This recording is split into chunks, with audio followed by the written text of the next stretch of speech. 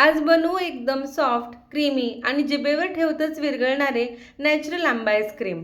यामध्ये मी कोणताही food colour किंवा इसेन्स किंवा इमल्शन वापरलेलं नाही.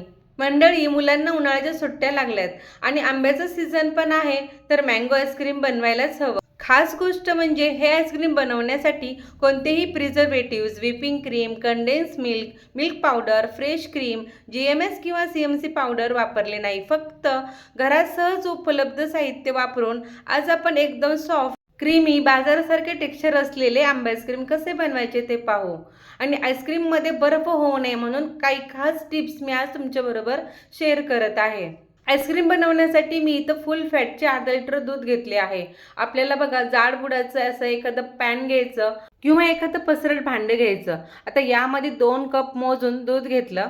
तर हे दूध गाईचं किंवा म्हशीचं घेऊ शकता, परंतु ते फुल फॅटचं असावं. कारण जर दुधामध्ये पाणी असेल तर हे महत्त्वाचं कारण आहे की आईस्क्रीममध्ये बर्फ तयार होतो. या दुधामध्ये मी 1/4 कप साखर घातली आणि 1 टीस्पून आपल्याला कॉर्नफ्लोअर घालायचं आहे. इथं कॉर्नफ्लोअर ऐवजी तुम्ही 1 टीस्पून कस्टर्ड पावडरही घालू शकता. पण लक्षात ठेवायचं की हे सगळं आपल्याला थंड दुधामध्ये मिक्स करून घ्यायचं आहे. आता विस्करणी चांगलं मिक्स केलं आणि आता गॅस चालू केला. त्यामुळे काय होतं ना, कॉर्नफ्लोअरच्या आपल्या गुठळ्या दुधामध्ये होत नाहीत. आता हे दूध चांगलं हलवून घ्यायचं, कारण कॉर्नफ्लोअर हे तळाशी बसतं आणि जर आपण असं कंटिन्युअसली नाही हलवलं तर खालून करपू शकतं आणि मग आईस्क्रीमला करपलेला स्मेल येऊ शकतो. त्यामुळे आपल्याला हे दूध कंटिन्युअसली असंच पॅच्युलाने हलवायचं आहे.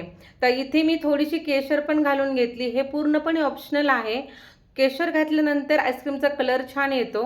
आता इथे पहा, या दुधाला चांगली उकळी आलेली आहे. आता गॅसची फ्लेम लो टू मिडियम ठेवायची आणि इथं हे दूध आपल्याला पूर्ण निम्म करायचं आहे. म्हणजे दूध आटेपर्यंत असंच सारखं सतत कंटिन्युअसली हलवायचं आहे. आणि साईडला आलेली जी मलाई आहे ना, ती सुद्धा या दुधामध्ये मिक्स करून घ्यायची. त्यामुळे या आईस्क्रीमला एक क्रीमी टेक्स्चर येतं. आता हे आपण असं पसरट पॅन घेतलेलं आहे ना, त्यामुळे बघा दूध व्यवस्थित हलवता येतं आणि दूध लगेच घट्ट पण होतं. आता इथे फक्त 7 ते 8 मिनिट झालेले आहेत आणि दूध आपलं चांगलं घट्ट झालेलं आहे.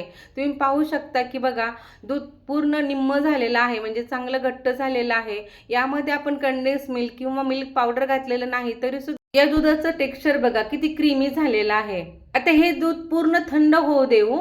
आता आंबा आईस्क्रीम बनवतो आहोत, त्यामुळे नॅचरली इथं मी 4 आंबे चांगले पिकलेले घेतलेले आहेत. चांगले पाण्यात 1 तास ठेवून चांगले धुवून स्वच्छ कोरडे करून घेतलेले आहेत. आता आंबा आईस्क्रीमसाठी आपल्याला आंब्याचा पल्प काढायचा आहे. तर हा आंबा मी असं चिरून घेते, त्याच्या अशा फोडी करून घ्यायच्या. एक गोष्ट महत्त्वाची की ती म्हणजे आंब्याचा पल्प काढताना सुद्धा कोणताही पाण्याचा अंश इथं लागला नाही पाहिजे. चाकू, प्लेट वगैरे सगळं कोरडं करून घ्यायचं. इथे पहा, मी मिक्सरचं भांडं सुद्धा छान कोरडं करून घेतलेलं आहे. आणि खास म्हणजे आईस्क्रीम बनवण्यासाठी इथं मी बीटर वापरणार नाही, तर हे आईस्क्रीम मिक्सरच्या भांड्यातच बनवणार आहे. ते काप करून घेतले होते ना आंब्याचे, त्याच्यात सगळा असा पल्प बघा चमच्याने काढून घ्यायचा. आंबे चांगले पिकलेले आहेत ना, त्यामुळे चमच्याने बघा लगेच पल्प हा निघतो. बरेच माझ्या मैत्रिणी अशा आहेत की ज्यांना आईस्क्रीम तर बनवायचं असतं, परंतु आईस्क्रीमला लागणारं साहित्य हे लगेच उपलब्ध होत नाही. त्यामुळे फक्त घरात उपलब्ध असणारं साहित्य वापरूनच आज ही आईस्क्रीमची रेसिपी तुमच्याबरोबर शेअर करत आहे. आणि कोणतेही प्रिझर्वेटिव्ह आपण इथं वापरत नाहीत, त्यामुळे मुलांना खाण्यासाठी एकदम सुरक्षित आहे. कितीही खाऊ शकता, अजिबात त्रास होणार नाही. मी इथं सगळ्या आंब्यांचा पल्प काढून घेतला, कोई सुद्धा पिळून घेतली. आता हा आपला आंब्याचा पल्प एवढा तयार झालेला आहे. मिक्सरच्या भांड्यातच घेतला आहे. आता त्यामध्येच आपण ही 2 दिवसाची मलाई ठेवलेली होती फ्रेश, ती मलाई घालून घेते. इथं तुम्ही अजून मलाई वापरू शकता, छान क्रीमी टेक्स्चर येतं.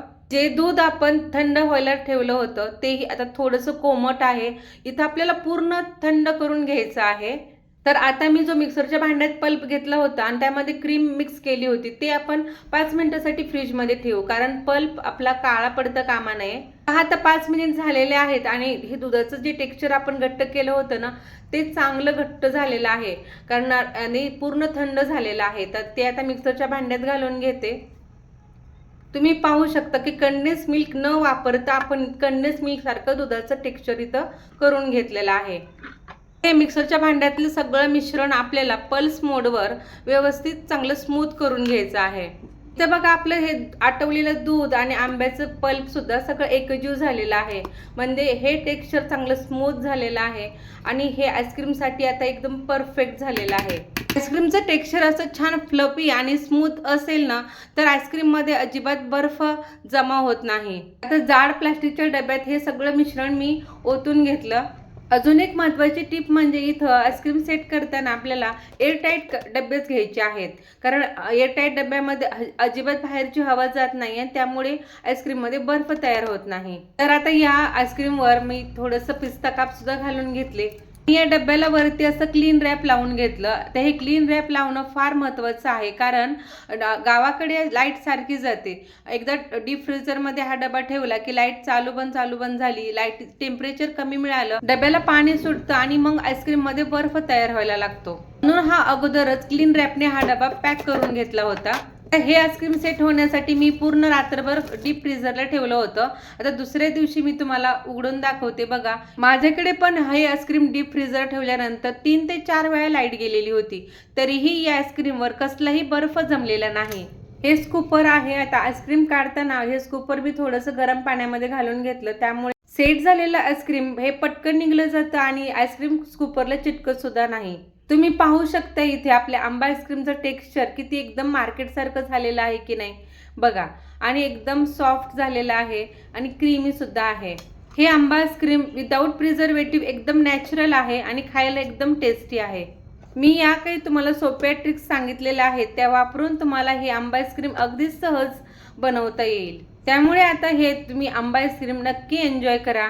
रेसिपी आवडली असेल तर एक लाईक नक्की करा. Bye bye.